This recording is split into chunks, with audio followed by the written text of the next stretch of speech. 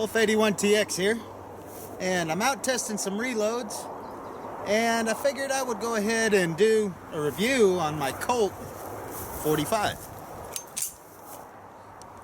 Lid, we're empty. Now this looks like your standard 1911. I put different grips on it, but it's not. In 1991, Colt decided they wanted a more affordable gun to release to the market. So they wanted to get it below $1,000. So they came up with their model 1991 45 ACP. Now, what they came up with was they took their 1911 and they basically decided, okay, let's go ahead and swap a few parts out. Let's make it a little cheaper, and that way we can give one to the general public.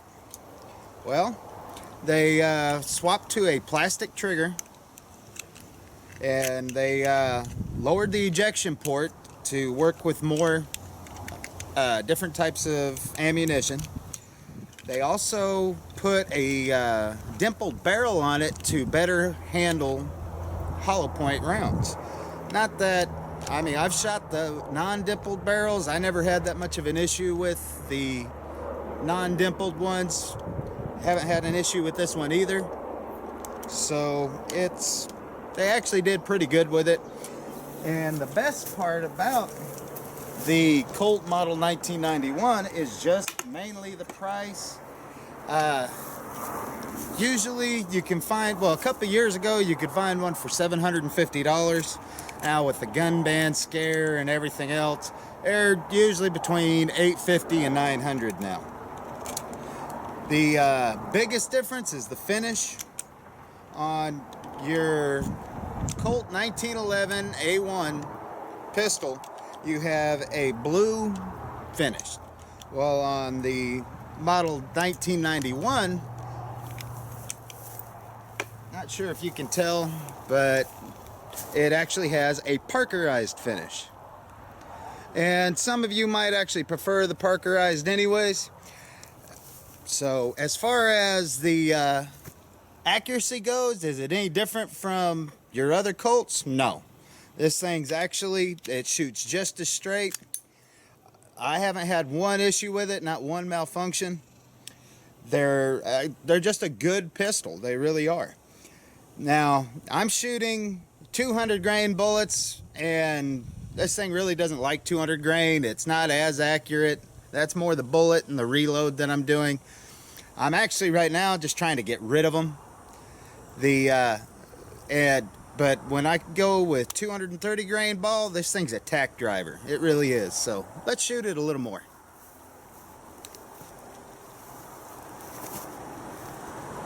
Put my ears on. All right.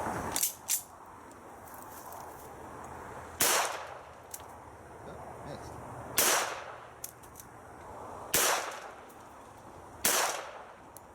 I can hit what I'm aiming at. There we go.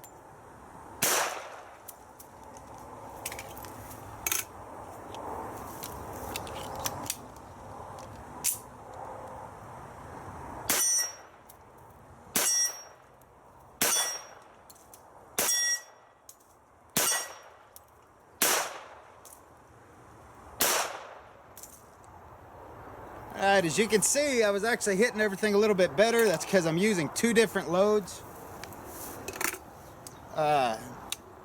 Right now I'm testing a max load versus a minimum load. The minimum load is much more accurate, at least for the 200 grain. So I'm probably going to end up sticking with the minimum load. It puts it out there. I'd much rather have a lower velocity load that hits dead on every time than a high velocity load that I have to adjust every shot for. But that's, anytime you see me miss, it's not the gun, it's the bullet. It really is. Like, all these are hand loads. They're all, you're seeing me shooting them for the first time. So now you can actually see kind of what hand loading is for the 45 and for any bullet really. It's a test factor. I wish I had a chronograph. That way I could actually see the real-time velocity of these. But for now, until I end up getting one, I'm just going on being able to hit my target and the amount of change I have to make in my sight line in order for it to hit. So far, less is more. Like on that last load, I was using 4.8 grains of bullseye. No, that one was unique. The bullseye was this load that I'm currently loading up, and it's, I want to say a 4, I believe I loaded these up to 4.8, so I might not have any of the max loads with them. No, I already shot those. I think these are the 5.3, so they're pretty higher load for reload. Alright, put our ears back in.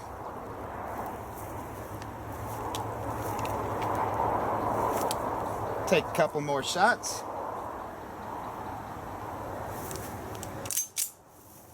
I don't know if you see it, I got a paint can. I'm gonna see if I can hit that. Make sure I'm standing out of the way here. Now this is the high load, so it's a little harder to hit. Oh, just nicked it.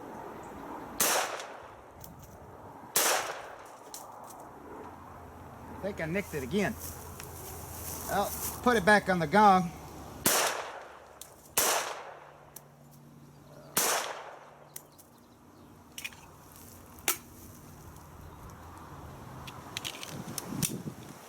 Still on the high load.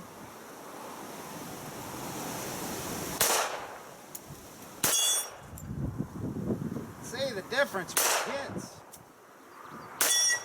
It's slamming that gong hard.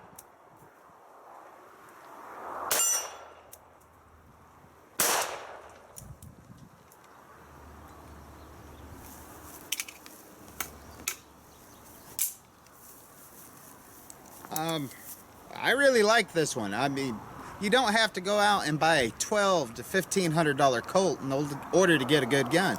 If I had factory loads out here, or if I had some of my 230 grain reloads, I wouldn't be missing. This thing hits every time. So actually, we're going to load up some more of the low loads with Unique, and we'll take a couple more shots. While I'm doing that, I'm going to actually go set that paint can back up.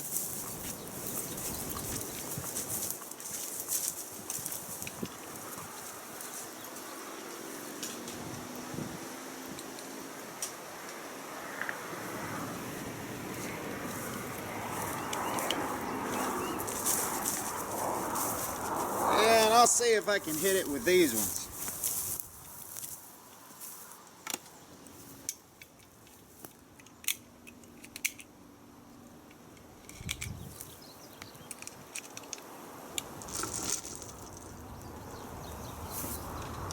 Hey, pretty warm day out, but you know what? I just had to get out and shoot a little bit. I wasn't going to do a shooting video this week initially, mainly because I'm getting low on bullets. I just had these 200 grainers, and I'm waiting on my other bullets to get in. But I figured, you know what? We'll go ahead, we'll give it a shot, and might as well make a video since I've got these that I'm testing out. Alright, we're going to try at that paint can one more time. And let's see if I can zoom in a little on that paint can. That way you can actually see when it goes off.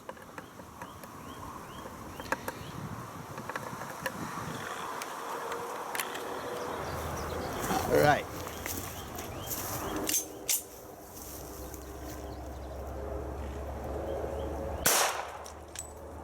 High. Yeah, I just knocked it over again.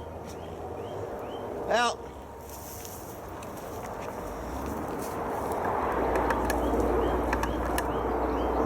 put you on the gong, that way you can get a close-up of the gong.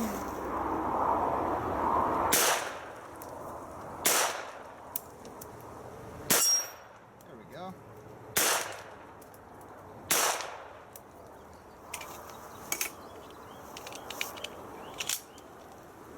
Reload.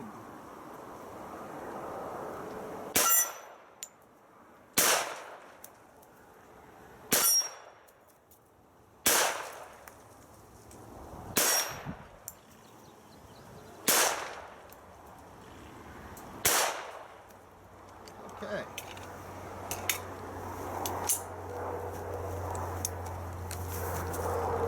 Zoom back out.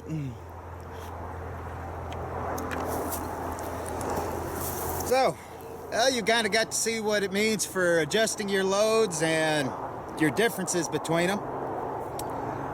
And I hope you kind of enjoyed this video. I enjoy it. I love coming out here. I love shooting this gun. And it is a pleasure to shoot.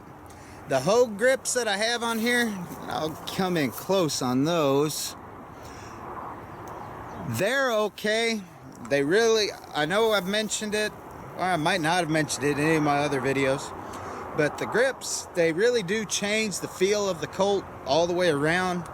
I had these on a Kimber before, and I sold that one because I just couldn't develop a love affair with that gun. That gun and I never got along. And but I pulled the grips back off of it when I sold it. Decided I'd put it in a drawer and save it just in case. And I put them on here, and I have a love-hate relationship. I love the way it feels, and I love how, you know, it just changes that feel on it. But especially if you're trying to conceal carry, which a lot of people choose other guns besides a 1911, but if you're one of those that do, these grips really stick out, and it just takes away from the thin profile of the 1911. And so I probably wouldn't suggest these, but for people, especially with bigger hands, if you find that you need something a little extra to get that good hold on it, then these grips will be great for you. I can't remember how much these cost. I mean, I bought these years and years ago, and they go on, they're very durable. So it's just one of those, if you can, find a friend with them, try them out. If you like it, go ahead and pick a pair up. If not, then I probably wouldn't even worry about it. Personally, eventually, I'm probably going to go back to the rosewood grips. I prefer the way they feel, and they're just all around. It just makes the gun a little bit more of a joy to shoot with those rosewood grips. Plus, when you look at this gun, I mean, you can tell it's a lot like the original 1911. I mean, you've got your standard hammer, your standard trigger, which on the early 1991 models, that was a plastic trigger. They went back to a metal trigger in 2005, if I remember correctly. So, and then they lowered the ejection port. Everything else is pretty much identical. It really is. And like I said, it's just a joy to shoot. And I wouldn't hesitate to buy another one of these. I really wouldn't. So I hope you enjoyed the video, and I'm gonna go back to trying to see if I can hit those paint cans. Y'all take care.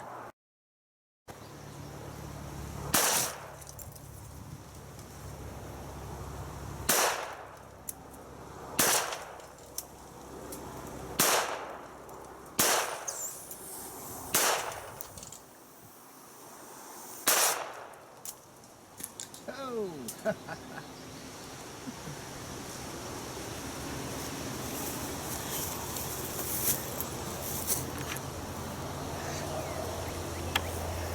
You didn't think I was really going to sign off and not let you see the cans blow up, did you? Y'all take care.